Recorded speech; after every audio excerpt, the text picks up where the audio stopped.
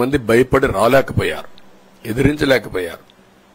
నా కళ్ల ముందర ఒక రైతు చూస్తే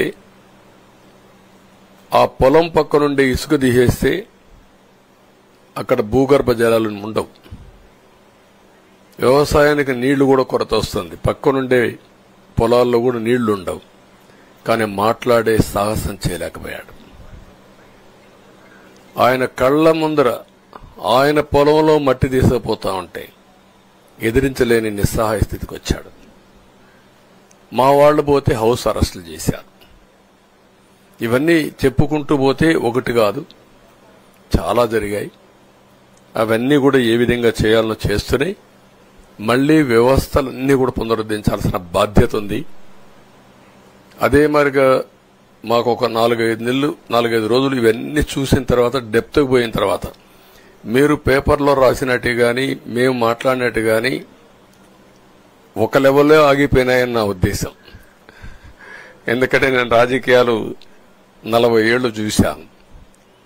ప్రభుత్వాలను మేము అధికారం ఉన్నప్పుడు చూశాను, బాగు చేసి మళ్ళా అపోజిషన్కి వస్తానే వీళ్ళు నాశనం చేస్తే మళ్లీ నేను అధికారంలోకి వస్తానే దాన్ని బాగు చేయాలంటే ఎన్ని కష్టాలు ఉన్నాయో నేను చూశాను.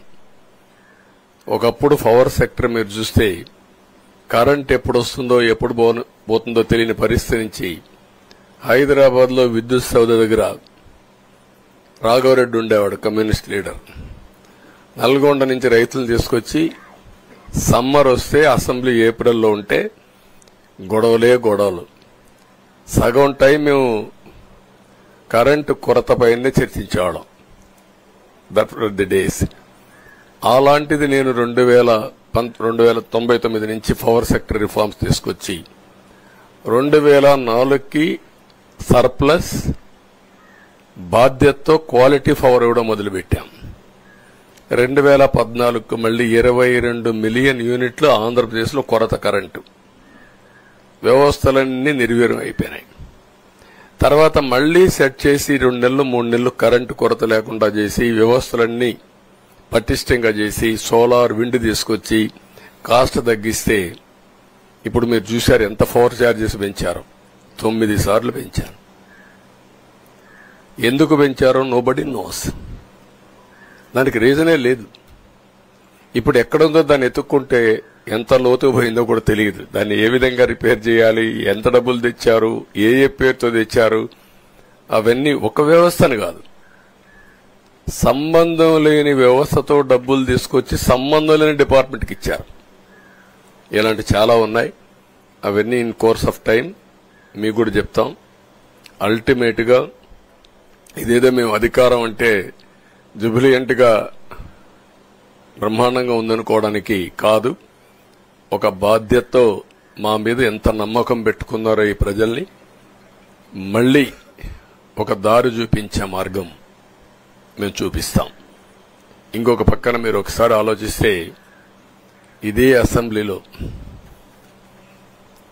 నాకు, మా కుటుంబానికి, మా మిస్సెస్కి జరిగినటువంటి అవమానానికి నా జీవితంలో ఎప్పుడూ బాధపడలా. నా మీద బాంబులతో దాడి చేసినప్పుడు కూడా వీరోచితంగా ఎదుర్కొన్నా. 2003 సెప్టెంబర్, అక్టోబర్ నాకు ఇప్పటికి కూడా జ్ఞాపకం. ఆ రోజు నా మీద బాంబులు చేసినప్పుడు చాలా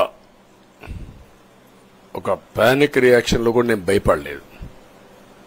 అలాంటి వ్యక్తిని మీరు చూస్తే అది ఆ సంఘటన చూసిన తర్వాత ఇలాంటి కౌరవ సభలో ఉండడం కరెక్ట్ కాదని అసెంబ్లీలో చెప్పి దానికి కూడా మైక్ ఇవ్వకపోతే చెప్పేసి బయటొచ్చి ప్రెస్ కాన్ఫరెన్స్ చెప్పి అనౌన్స్ చేశాను.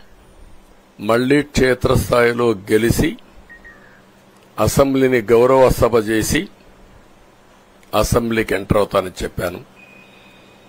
నేను ఏదైతే ఆ రోజు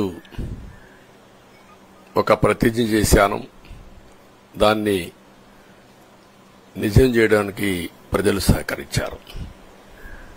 మామూలుగా సహకారం కాదు.